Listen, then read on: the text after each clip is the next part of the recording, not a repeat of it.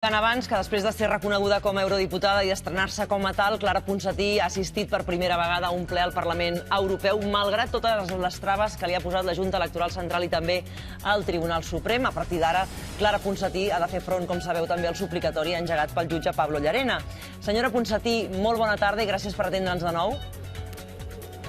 Hola, molt bona tarda. Bé, avui voldria preguntar-li a nivell d'emocions i de sensacions, perquè vostè ja ha ocupat el seu escó com a europarlamentària de ple dret. Com ha estat això a nivell també emocional? Home, a veure, ha estat un moment, diguem-ne que intens, perquè no només hi he ocupat l'escó per primera vegada, de fet és la primera vegada que jo actuo com a parlamentària al Parlament de Catalunya. Jo formava part del govern però no votava i per tant avui diguem-ne que m'hi he estrenat com a representant de les persones que em van votar i fins i tot ja he votat algunes mocions d'ordre. Per cert, en paraules seves, se li gira feina. Com ho afronta tot plegat?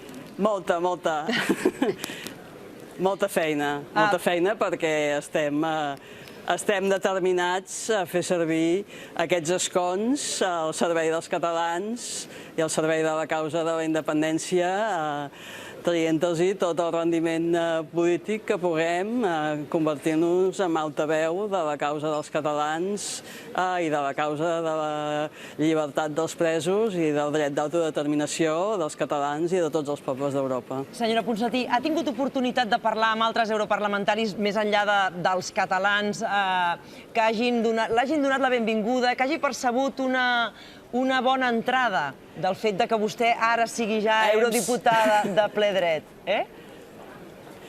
Sí, hem saludat alguns eurodiputats que mostren la seva amistat i també hem saludat altres que de moment es mantenen amb discreció, però que saluden amb educació.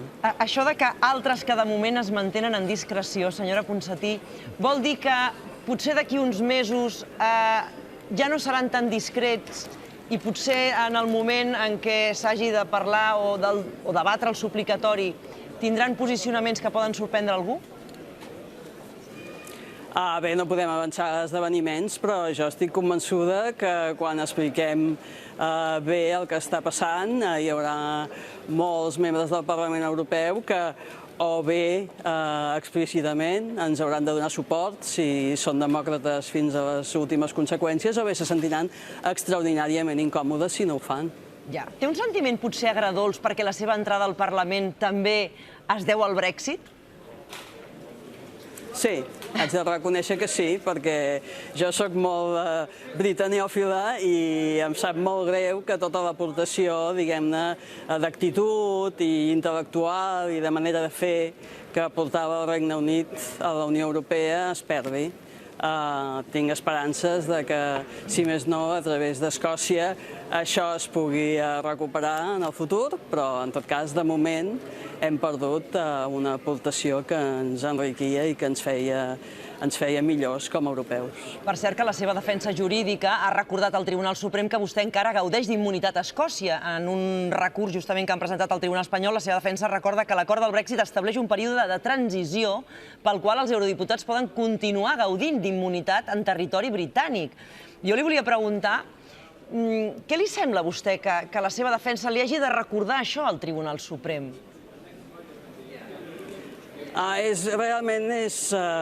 Seria sorprenent si no fos que el Tribunal Suprem i ara ja comencem a estar acostumats en el seu comportament, diguem-ne, en violació de la llei europea i dels principis democràtics i dels drets humans. Per tant, sí, és sorprenent que demanin un suplicatori quan al mateix temps estan ignorant la meva inviolabilitat a dintre d'Espanya i estiguin pretenent donar lliçons en un jutge escocès que ja es preocuparà ell de saber què és el que ha de fer. Clarament la interpretació del jutge Llarena sobre el tractat del Brexit és realment peregrina. Fa riure una mica si no fos que la situació és tan greu i tan dramàtica. Vostè justament visita aquest jutge d'Edimburg el proper 5 de març. Serà en aquell moment en què el jutge decidirà si vostè té immunitat o no. Creu que se sabrà ja aquell mateix dia alguna alguna cosa o no encara, o serà al cap d'uns dies? A veure, jo crec que no podem avançar-nos. La discussió sobre immunitat i la discussió sobre com el jutjat escocès tracta la petició d'extradició són dos aspectes d'aquesta decisió, però no podem avançar esdeveniments i pot ser perfectament que, malgrat que ells no discuteixin els aspectes d'immunitat, el procés segueixi endavant, perquè el procés ha començat i si una de les parts, que en aquest cas és la part que demana l'extradició, no retira l'ordre d'extradició, el jutge té l'obligació de procedir amb el judici i d'acabar prenent una decisió. Per tant, no podem avançar esdeveniments i no crec que el dia 5 hi hagi res més que una discussió encara procedimental i no crec que hi hagi decisions definitives. D'acord. De tota manera, confia en la justícia britànica. Què li diu el seu advocat? Sí, esclar, jo confio en totes les justícies. Ara mateix les justícies democràtiques que respecten els drets humans, que són independents i no hi ha dubte que a Escòcia això està garantit. Per cert, senyora Ponsatí, l'advocat Gonzalo Boye ha acusat ara el Tribunal Suprem de fer trampa amb el suplicatori de Carles Puigdemont. El senyor Boye ha observat que la traducció parla de misappropriation of public funds per referir-se a la malversació, fent creure que el delicte és apropiació indeguda. I ell apunta que la traducció correcta d'aquest delicte seria mismanagement of public funds, o sigui, administració deslleial. Què li sembla a vostè?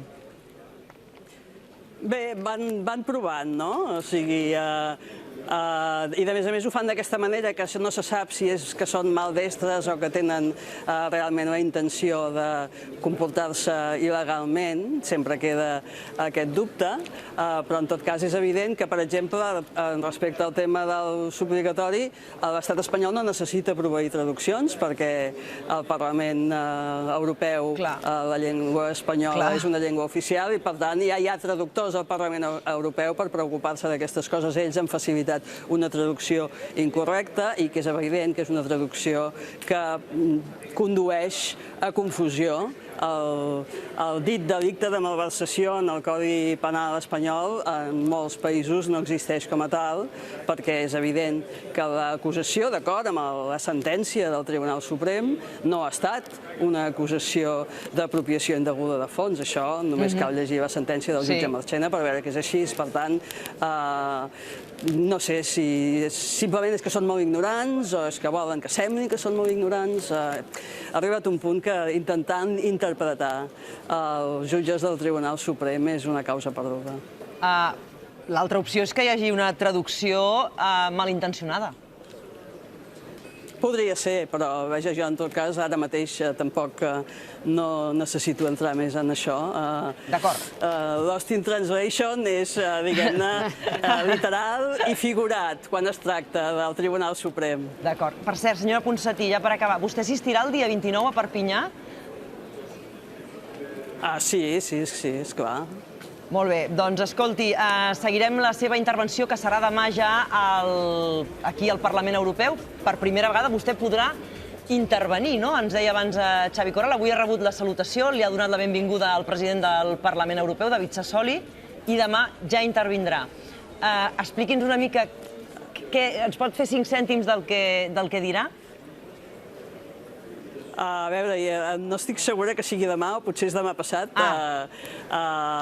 Intervindré en un debat sobre els delictes d'odi i aquesta mena de, diguem-ne, les polítiques en contra de la ignorància de l'Holocaust, en fi, de l'antisemitisme, etc.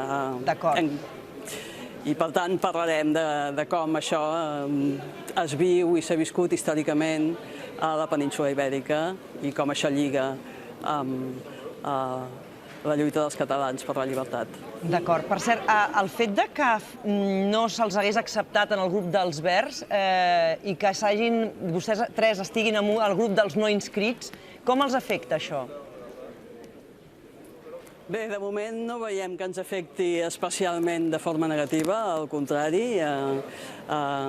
De moment la nostra participació en els plens i en comissions sembla ser que està garantida tant com si estem en un grup com en un altre. La discussió sobre quin grup hem d'estar o no hem d'estar és delicada, entre altres coses, perquè els components espanyols dels diferents grups juguen un paper en la política interna d'aquests grups i l'han jugat, i ara, sense entrar en detalls, diguem-ne, és evident que la complexitat d'aquest problema té sobretot molt a veure amb quina és l'actitud d'altres forces polítiques espanyoles a dintre d'aquests grups. Doncs molt bé, senyora Ponsatí, moltes gràcies. Em confirmava que anirà el dia 29 en aquest acte a Perpinyà, del qual no en sabem massa res, i no sé si vostè ens pot avançar com serà aquest acte del dia 29 de Perpinyà.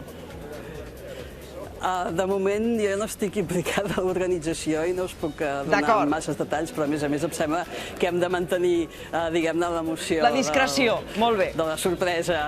I les sorpreses, també n'hi haurà sorpreses. D'acord, doncs ja sabem alguna cosa més, que hi haurà sorpresa. Senyora Ponsatí, molt amable, gràcies, fins la propera. Seguirem la seva intervenció al Parlament Europeu. Enhorabona.